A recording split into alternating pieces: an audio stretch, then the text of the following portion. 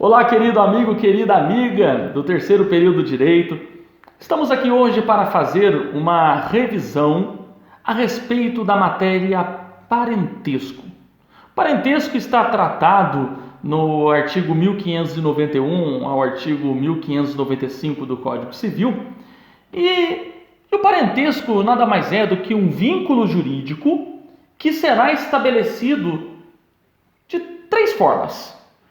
A primeira espécie que nós temos de parentesco é o parentesco consanguíneo ou parentesco natural, que é exatamente o vínculo existente entre pessoas que têm entre si um vínculo biológico ou sanguíneo por terem o mesmo tronco comum. Então, nós vamos perceber que há uma ligação de sangue entre estas pessoas. Depois nós temos o parentesco por afinidade, que é aquele existente entre um cônjuge ou um companheiro e os parentes do outro cônjuge ou companheiro.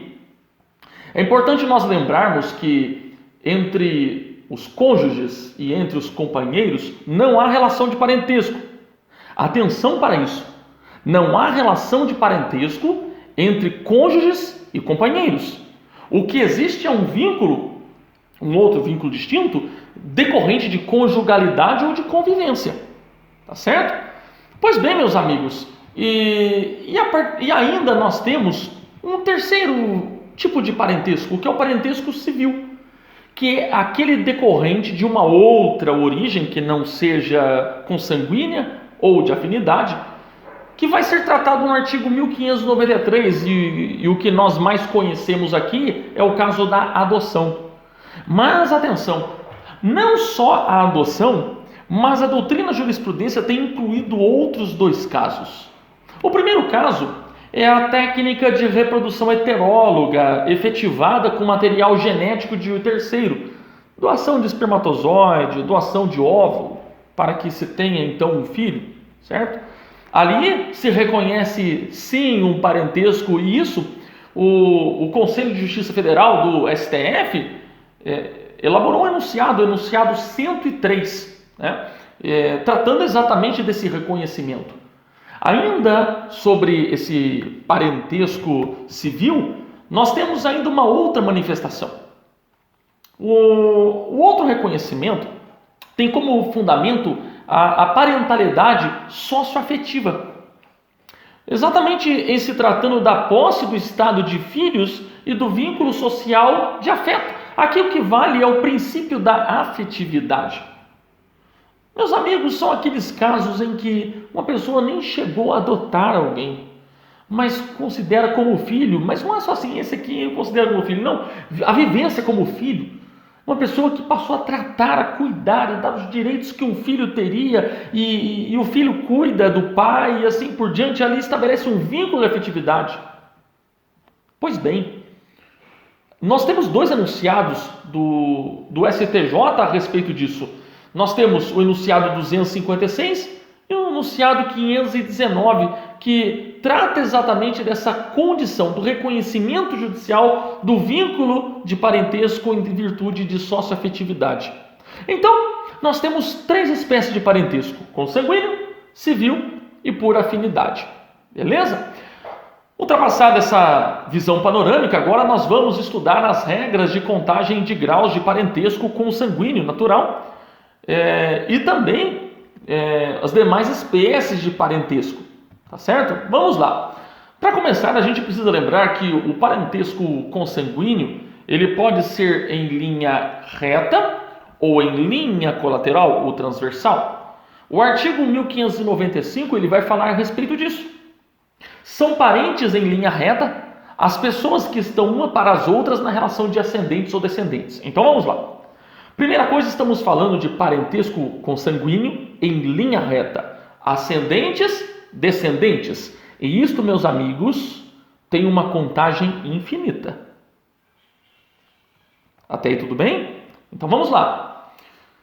Como que eu conto? Eu vou contar de acordo com as gerações.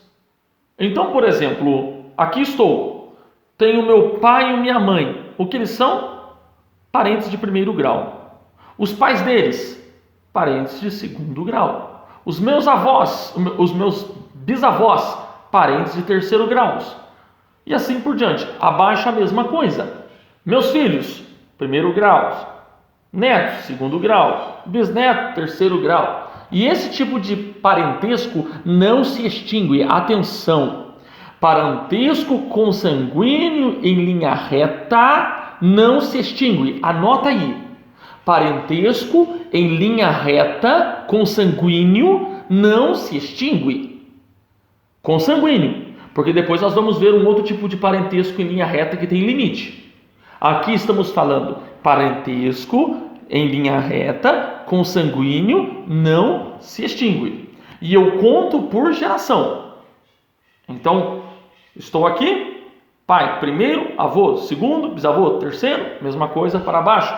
Filho primeiro, neto segundo. Beleza? Então tá certo, é bem tranquilo. Agora, meus amigos, vamos para o artigo 1592. O artigo 1592 vai estabelecer que são parentes em linha colateral ou transversal as pessoas provenientes de um só tronco até o quarto grau. E aqui, meus amigos, para a gente fazer a contagem, nós vamos observar a segunda parte do artigo 1594, que nós vamos contar o número de graus de acordo com o número de gerações, subindo até encontrar um parente, um ascendente comum para descer aquela pessoa. Então vamos lá. O meu primo, qual é o meu grau de parentesco? Bom, eu preciso subir para chegar até meu primo. Meu pai, parente de primeiro grau. E aí vem o erro.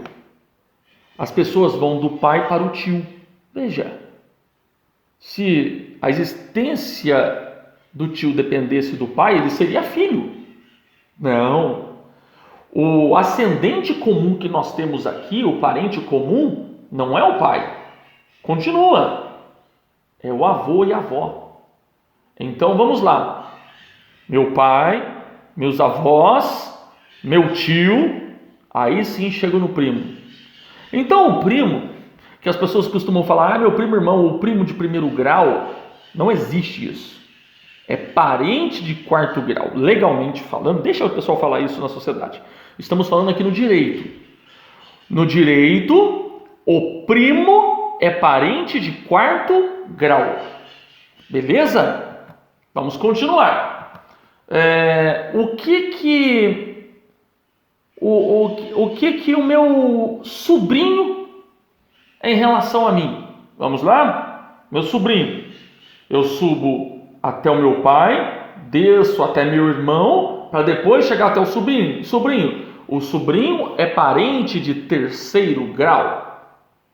Beleza? Então tá. Agora vamos fazer uma contagem no parentesco por afinidade. O parentesco por afinidade, a dica é: você entra no lugar do cônjuge ou do companheiro. Certo?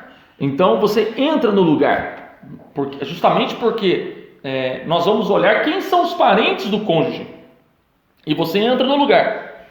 Então, o sogro e a sogra são parentes em linha reta ascendente de primeiro grau.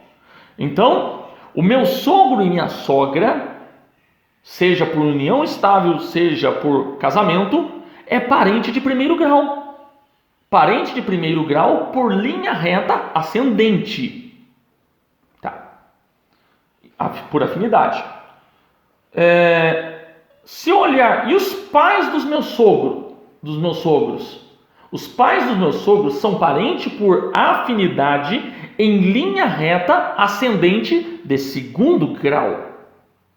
Então eu preciso entender essas palavras. Linha reta, se eu estou subindo, ascendente. Se eu estou descendo, é descendente. Se é consanguíneo, é porque guarda relação de sangue comigo. Se é por afinidade, é porque vem pelo outro cônjuge ou companheiro. Beleza? Então vamos lá. O enteado certo? Eu tenho uma companheira que já veio com um filho. O meu enteado, que parente que ele é? Parente de primeiro grau. Parente de primeiro grau por afinidade em uma linha reta descendente. Tá.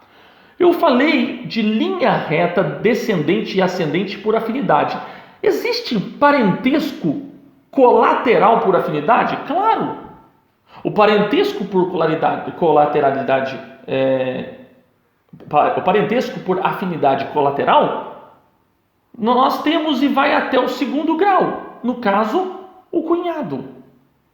Como que eu faço a conta? Vamos lá. Eu me coloco no lugar da minha esposa e eu tenho um cunhado. O que esse cunhado é meu? Primeiro eu preciso subir até o tronco comum, né? O ascendente comum. Então eu chego até os sogros. Dos sogros eu desço para o cunhado. Então, sogro primeiro, cunhado segundo. Entenderam? Então, o parentesco colateral por afinidade já se encerra no primeiro, que já é o de segundo grau, que é o cunhado ou cunhada. E aqui, meus amigos, já vem a observação. Não existe parentesco colateral de terceiro grau, legalmente falando. Nós temos parentesco até o segundo grau, em se tratando de parentesco por afinidade colateral. Então, repito, não existe parentesco por afinidade em linha colateral de terceiro grau. Nós vamos até o segundo. Professor, quem é o primeiro? Meus amigos, na verdade, não existe o primeiro. O primeiro são os ascendentes. Porque eu preciso subir, parentesco de primeiro grau, subindo até os ascendentes da minha esposa ou companheira, para depois descer até o cunhado. Tá certo? Pois bem, isso é importante porque, vamos lá, quando nós tratamos, por exemplo, de casamento, vou dar um exemplo de casamento para ficar fácil. Tá? A lei, ao tratar a respeito de casamento, ela vai trazer alguns impedimentos, um rol taxativo, que está lá no artigo 1521. E no 1521, que já fizemos até uma revisão a respeito disso, né? Falando que não podem se casar, aí fala, os ascendentes, inciso 1, os ascendentes com descendentes, seja o parentesco natural ou civil. Então, não importa se foi filho, se foi adotado, ou assim por diante, não interessa se foi por qualquer outra forma, se é natural, se é consanguíneo, ou se é civil, se é em linha reta, ao infinito, não podem se casar. Tá. Depois, eu falei dos parentes sanguíneos e falei do civil. O inciso 2, ele vai falar dos afins. Não podem se casar os afins em linha reta. E aí, meus amigos, com o término do casamento,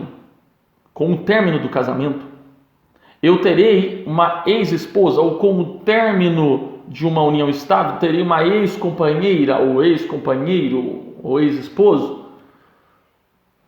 Mas, lembre que esposa e companheiro não é parente, e o sogro, sogra se torna por afinidade, esse parentesco não acaba com o término daquele vínculo de casamento ou de união estável. Então isso é importante. Isso é importante porque eu nunca terei ex-sogro, nunca terei ex-sogra. Portanto, uma vez que aconteça o divórcio, eu não poderei casar com a minha sogra. Isso é proibido por lei. Por quê? Porque ela permanece sendo parente. Entenderam? E assim por diante. A enteada que a minha ex-esposa tem, né? Na verdade é filha dela, antes do casamento. Eu já veio com uma filha. E aí eu divorciei da minha esposa e quero casar com a enteada. Posso? Não posso. Não posso porque se considera parente por afinidade em linha reta descendente. Inciso 3. O adotante com quem foi cônjuge do adotado e o adotado com quem foi cônjuge do adotante. Melhor ainda, deixando mais claro, o inciso 2 se destrinchou no inciso 3. Vou pular o inciso 4. Inciso 5. O adotado com o filho do adotante. 6. As pessoas casadas. 7.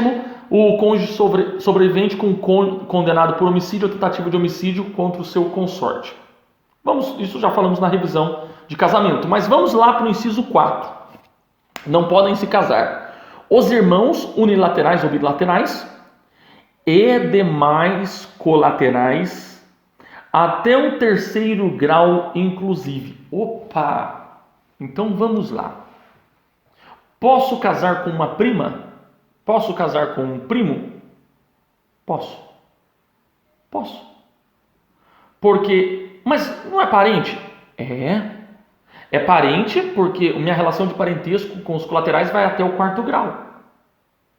Então, vamos lá. Eu subo para o meu pai, subo para o meu avô, desço para o meu tio, chego na minha prima. É parente de quarto grau?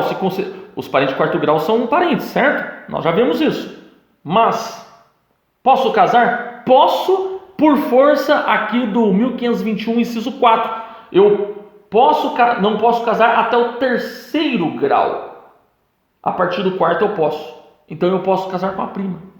Mas aí, meus amigos, vem uma discussãozinha que existe um posicionamento majoritário. Posso casar com a minha tia? O tio pode casar com uma sobrinha? Bom, meus amigos, qual é a relação entre o tio e uma sobrinha? Vamos lá. Eu tenho uma sobrinha, então aqui estou, preciso subir até os meus pais, né? Preciso subir até os meus pais. Dos meus pais eu desço para o meu irmão, do meu irmão eu desço para a filha dele. Eu chego então a um terceiro grau. A sobrinha, o sobrinho é um parente de terceiro grau. E aí o inciso 4 fala que não se pode casar com colateral até terceiro grau. Mas, porque isso seria proibido, porque é terceiro grau, mas nós temos o Decreto-Lei 3.200 de 1941, que reconhece o casamento avuncular. Casamento avuncular é exatamente esse casamento entre tio e sobrinha, entre tia e sobrinho. Ele é autorizado por esse decreto. E aí, a maioria da doutrina fala assim, olha, pelo princípio da especialidade prevalece a lei mais específica. Então, é permitido, no caso do terceiro grau de tio e sobrinha, ou tia e sobrinho, o casamento avuncular. Mas com uma regra, a regra estabelecida nesse decreto 3.241, que é necessário um exame pré-nupcial de compatibilidade sanguínea. Aí, meus amigos, fica uma questão. Em 1941, o casamento, ele poderia ter a finalidade de se definir a existência de filhos posteriormente. Era algo que se esperava, mas hoje em dia, todas as pessoas que casam esperam ter filhos? A maioria espera ter filhos? Não necessariamente. Então, essa exigência de exame para ver como é que se os filhos vão ser saudáveis, se não vão, né, pela questão de parentesco do sangue, isso é algo que cai por terra. Então, meus amigos, já há, além da maioria da doutrina admitir esse casamento, já há um posicionamento do STJ que aceitou, num caso de um casamento nunca compatível, em que uma pessoa estava prestes a morrer, o tio, ele estava prestes a morrer, inclusive ele morre horas depois, e ele realizada essa celebração de núpcias, né, com esse tio aí que estava falecendo, mas estava plenamente ciente das suas vontades. E esse casamento, claro que não foi possível realizar esse exame de sangue, mas o STJ reconheceu a validade desse casamento num recurso especial, recurso 1.330.023, decidido pela terceira turma do STJ, que admitiu a validade de um casamento avuncular sem a realização do exame pré-nupcial de compatibilidade sanguínea. Tá certo, meus amigos? Bom, então vamos lá. Outra pergunta. Eu posso me casar com a sogra depois do término do casamento? Não, porque continua o vínculo. Tá. Mas outra pergunta.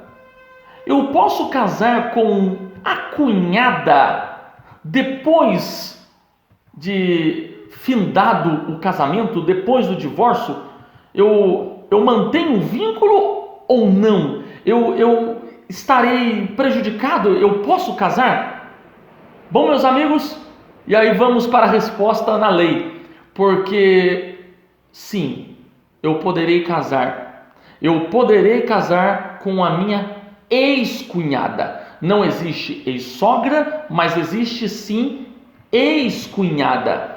Exatamente porque a lei vai tratar que com o término do casamento mantém-se o vínculo de afinidade com os parentes em linha reta, mas com os parentes em linha colateral não se mantém o vínculo. E cunhado, cunhada é parente em linha colateral. Portanto, eu posso casar com parente, com ex-cunhada, porque foi parente e deixou de ser com o rompimento do casamento ou da união estável. Tá certo, meus amigos? E agora nós vamos para a reflexão disso. Quais são os efeitos do reconhecimento de parentesco? Por que a gente precisa saber tudo isso? Ora, o primeiro efeito que nós temos é o efeito do casamento, como nós já havíamos acabado de falar lá no artigo 1521, que estabelece o impedimento de casamento com parentes. Mas não é só isso. A pensão alimentícia, né? E aí alimentos, meus amigos, não é só comida. Alimentos é investimento na educação, na saúde, investimento nas despesas da moradia, como água, esgoto, IPTU, energia elétrica. E essa obrigação de prestar alimentos, ela é tratada no artigo 1696 e 1697, em que vai trazer a obrigação dos ascendentes, por exemplo, suprirem a incapacidade do genitor ou da genitora de arcar com a pensão alimentícia. E aí vão se verificando nos ascendentes a obrigação nos mais próximos em grau, até alcançar os mais distantes, tá certo? Nos ascendentes. E na falta dos ascendentes, essa obrigação de pensão alimentícia vai se estender aos descendentes, exatamente na ordem da sucessão hereditária, tá certo? E nas faltas de descendente, aí nós vamos para os irmãos. Então veja, na incapacidade de um genitor, por exemplo, de arcar com a pensão, vai para os ascendentes, começando pelos mais próximos de primeiro grau. Se esses são incapazes, nós vamos para os descendentes. Se não tiver, nós vamos para os irmãos. Olha a importância do parentesco. Isso também é importante, saber quem são os parentes, para seguirmos as regras de sucessão hereditária lá no 1829, que vai tratar exatamente sobre os herdeiros. Quem são os herdeiros? E aí o parentesco é importante para definir. Nós também temos um impedimento de parentesco, o parentesco como impedimento para depor como testemunha. Está lá no 405 do Código de Processo Civil, parágrafo 2º. A suspeição do juiz, casos em que o juiz não poderá atuar por ter parentes dentro desse processo contencioso. Isso está lá no artigo 134 do Código de Processo Civil, inciso 4, inciso 5º. O parentesco ele vai impedir também a citação no processo civil. Casos em que o parente vai estar de nojo, né, pelo falecimento de uma pessoa, né, e por conta disso nós vamos ter aí no dia do falecimento e nos 7 dias seguintes, ele não poderá ser citado para comparecer, ele não vai estar com cabeça para comparecer perante o juiz, para elaborar alguma defesa, assim por diante. Então, ele não será citado nesse período de nojo, nesse período de luto. Isso está lá no artigo 217. No artigo 14 da Constituição Federal, nós vamos ter a inexigibilidade, ou melhor, a inegibilidade, né? Serão inelegíveis, inelegibilidade. A inelegibilidade de candidato a cargo eletivo.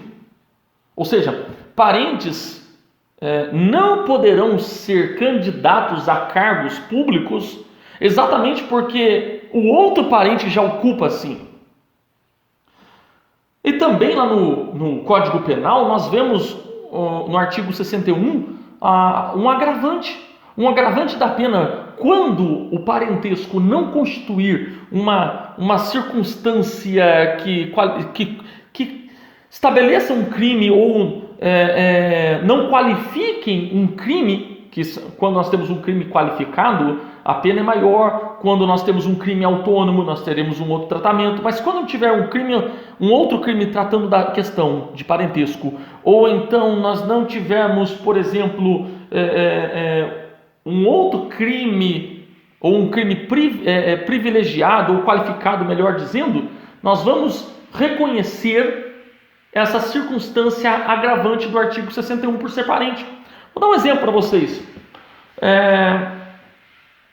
Quando nós vemos um furto cometido contra ascendente, nós vamos verificar se vai ter qualificadora, se não tiver qualificadora, se vai ter atenuante, se não vai ter atenuante. Tem uma série de questões. E dentro desse processo existe agravante, que é de ter sido cometido contra ascendente. Então, há circunstâncias que atenuam e as circunstâncias que agravam por ser parente. E então, meus amigos, isso está lá no artigo 61. São reflexos de parentesco. Por isso que a gente precisava entender. Aqui nós falamos então de parentesco consanguíneo, falamos de parentesco civil, falamos de parentesco por afinidade. E aí lembre-se, parentesco consanguíneo, em linha reta, conto por gerações. Meu pai, primeira, e assim por diante. E assim também para baixo. Se for parente consanguíneo colateral, eu subo até o parente comum máximo e desço. Então, por exemplo, meu irmão, subo ao meu pai, desço ao meu irmão. Meu irmão é parente de segundo grau. Parentesco colateral começa sempre no segundo grau, porque eu preciso primeiro ir no tronco comum, e aí eu começo a contar no tronco comum, nessa contagem em linha reta. Tá? Em se tratando de parentesco por afinidade, eu me coloco no lugar do cônjuge ou da esposa ou do companheiro, e aí o meu sogro e minha sogra se conta como primeiro, os pais do meu sogro e da minha sogra como segundo, meu enteado conta como primeiro, eu entro no lugar, tá certo? E uma vez cessado o casamento ou companheirismo, não posso casar com esses parentes por afinidade em linha reta, nunca. Mas em linha colateral, eu poderei casar a partir do meu segundo grau, que é a partir do cunhado. Então, ex-cunhado, posso casar com eles. Tá certo? Meus amigos, espero que vocês tenham gostado dessa nossa pequena revisão, mas muito importante para a prova de vocês. Um forte abraço e que Deus abençoe.